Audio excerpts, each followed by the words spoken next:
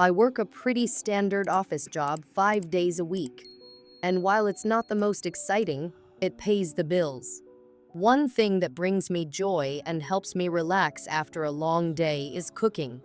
I cook dinner almost every night, so stopping at the store for fresh ingredients has become part of my routine. There's a Walmart just a mile from my apartment, right on my way home from work. I've always been a fan of its affordable prices, so it's my go-to spot for groceries. Sometimes I'll visit other stores, but Walmart is by far the most convenient. This story happened just a few months ago. Like most days, I was stopping by Walmart after work to grab a few items.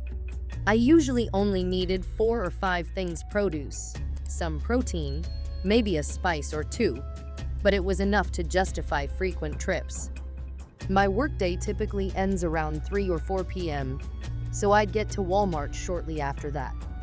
The store was often busy during that time, but I didn't mind. I liked the hustle and bustle. It made the shopping trip feel less tedious.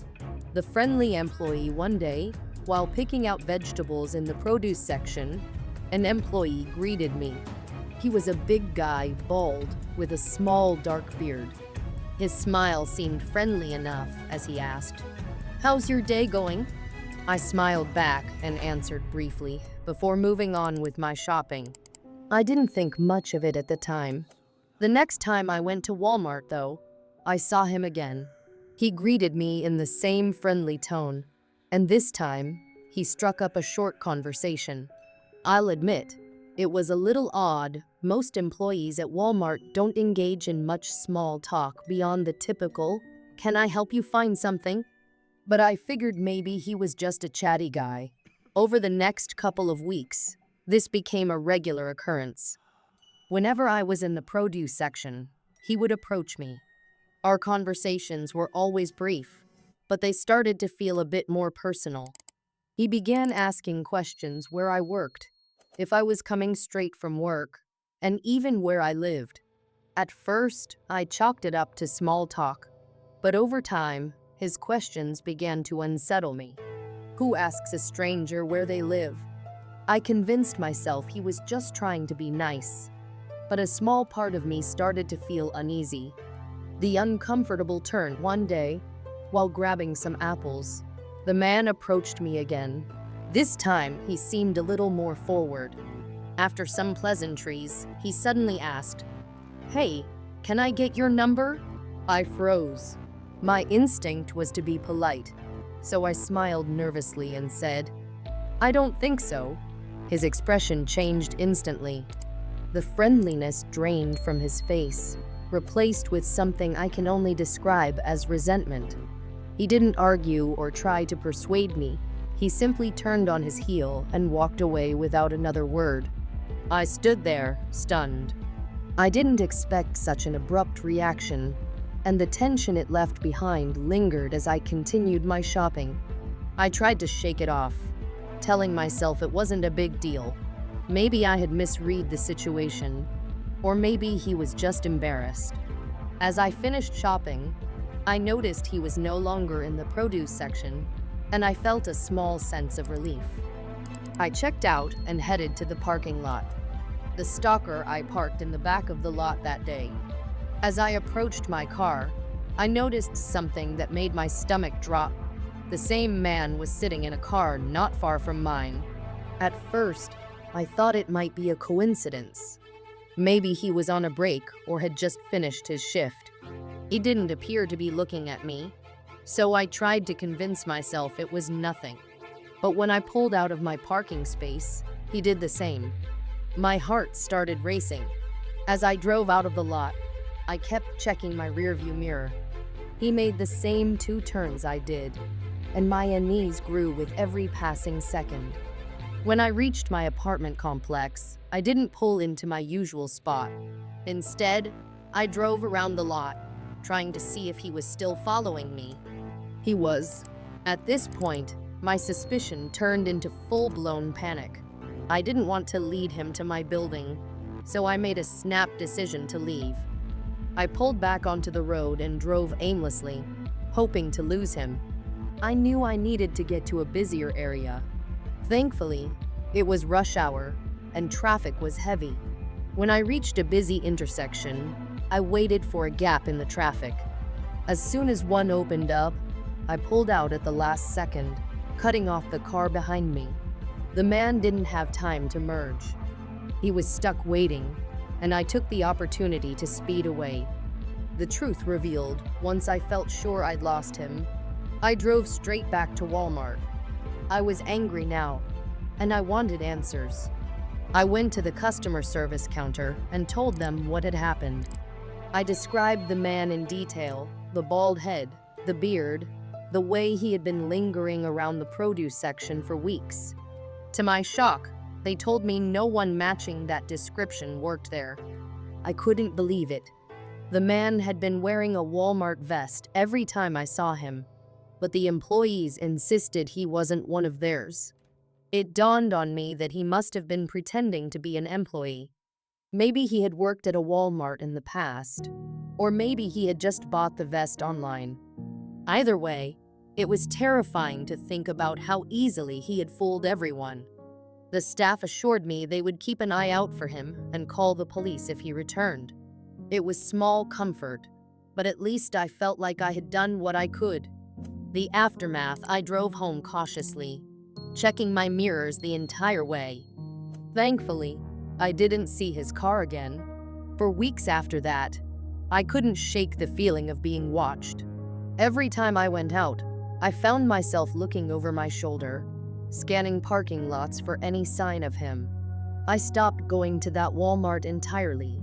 It wasn't worth the risk, no matter how convenient it had been. Even now, months later, the memory of that day sends shivers down my spine. The idea that someone could invade my routine, my sense of safety, so easily, it's a reminder of how careful we need to be. A similar incident, the same Walmart later became the site of another disturbing event. It was around 8 or 9 p.m., and a man was in the toy aisle, talking to a little girl. He was promising to buy her a toy if she came with him. At first, it seemed innocent enough, maybe he was her father. But then he said something that didn't sit right. "Your mom said it's okay." A bystander overheard and decided to intervene. She approached the man, asking if the girl was his daughter. He hesitated before claiming he was just watching her for a moment. Moments later, the girl's mother was calling out her name, frantic. Realizing what was happening, the bystander ran to find her and brought her to the front of the store. They caught the man at the self-checkout area, trying to buy the girl a toy. When confronted, he bolted. Thankfully, he was caught not long after. But the incident left a lasting impact on everyone involved. Reflection, these stories serve as a stark reminder of how quickly ordinary situations can turn dangerous. Whether it's a stranger posing as an employee or a man trying to lure a child away, the world is full of people who exploit trust and routine. I've learned to trust my instincts more and be extra cautious, especially in places I frequent. If something feels off, it probably is. Stay safe and never hesitate to act if you feel something isn't right. A Night at Walmart, The Unseen Danger, Part 1. A late night stop. It was the year 2014, and I was juggling an unpredictable job with erratic hours. Some nights, I didn't leave work until the early hours of the morning, exhausted but too hungry to just go home. One such night, after clocking out at almost 3 a.m., I decided to stop by a 24-hour Walmart. There were no open restaurants nearby, and I thought I could at least grab a snack and a drink. The thought of wandering the quiet aisles appealed to my tired mind. The parking lot was nearly deserted, with just a handful of cars scattered under the dim, flickering lights. The atmosphere was eerily quiet, save for the distant hum of fluorescent bulbs. I parked my car midway through the lot, neither too close to the store nor too far. As I walked toward the entrance, the automatic doors slid open, revealing the almost empty interior. Inside, The store was cavernous and still, the usual bustle replaced by a faint hum of air conditioning. A few employees milled around in the distance, restocking shelves. I made my way to the snack aisle, my footsteps echoing faintly on the polished floors. I wasn't in a rush. With so many options before me, I couldn't decide what I wanted. Part 2.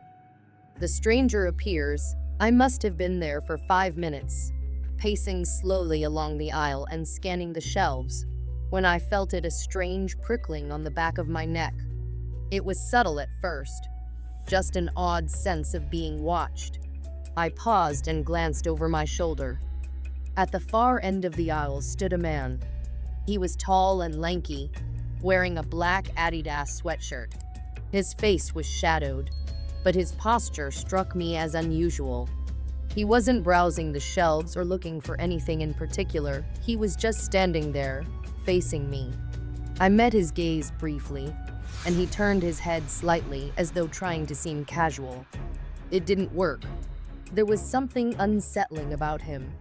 Deciding to ignore it, I returned my attention to the shelves and picked up a bag of trail mix.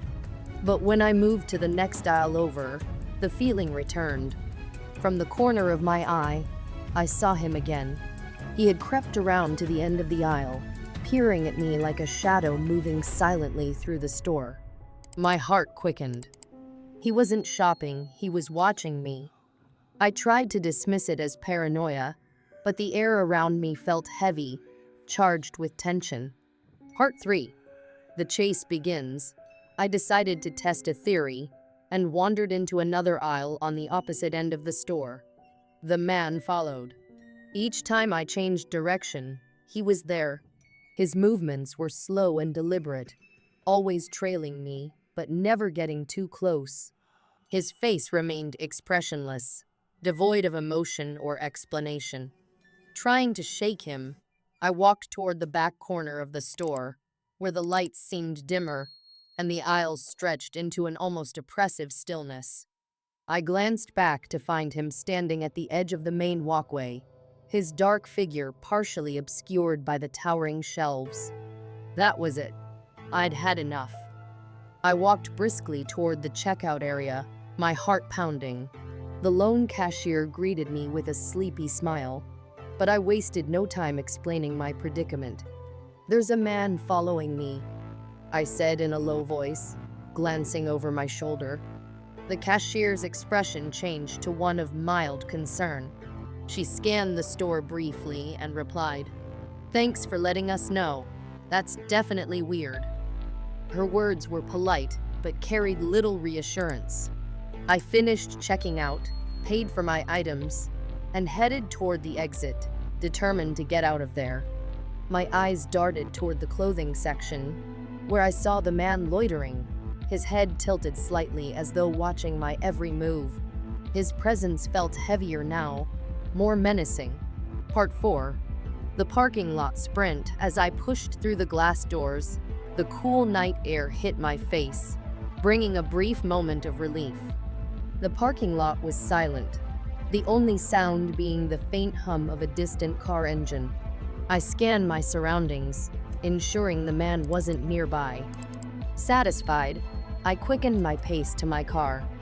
The lot felt more desolate now, the flickering lights casting long shadows across the asphalt. My car was a fair distance from the entrance, parked near a few other vehicles. Just as I reached it, I heard something, a sudden burst of footsteps, pounding against the ground with terrifying speed. I turned my head just in time to see him running at full sprint from the store directly toward me. His speed was unnatural, almost frantic, and his eyes were locked on me like a predator zeroing in on its prey. Panic overtook me as I fumbled with my keys, unlocking the car and throwing the door open. I jumped into the driver's seat, slammed the door shut, and turned the key in the ignition. The engine roared to life, and I slammed the car into drive just as he reached my car. He lunged toward the window, his face contorted in an eerie mix of determination and fury. My tires screeched as I sped out of the lot, leaving him behind. In my rearview mirror, I saw him still running, chasing my car for a few terrifying seconds before stopping abruptly. His figure grew smaller and smaller as I sped down the road, my heart racing uncontrollably. Part 5. Reflection and unease. The entire drive home, my hands gripped the steering wheel tightly. Questions swirled in my mind. Who was he? Why had he followed me in the store and then tried to approach my car? There were no answers, only the lingering terror of what could have happened had I been slower. I never went back to that Walmart again. For weeks, I couldn't shake the image of him sprinting toward me, his face a chilling mask of intent. It wasn't just creepy, it was dangerous. The experience left me more cautious, especially during late-night outings. Part 6. A familiar threat. Months later, another woman shared a similar story about a man following her at Walmart. Her description matched the man I encountered. It sent shivers down my spine, solidifying my belief that he wasn't just some strange shopper. He was something worse, a predator lurking in the shadows of a seemingly harmless place. These days, I think about how close I came to danger that night. I still don't know what his intentions were, but I'm grateful I'll never have to find out. Walmart may be a place for bargains, but late at night, it can be something far more sinister. Thank you for joining me on this chilling journey. If you enjoyed the story, don't forget to like the video, share it with your friends who love a good scare, and subscribe to the channel for more spine-tingling tales. Hit the bell icon so you never miss an update.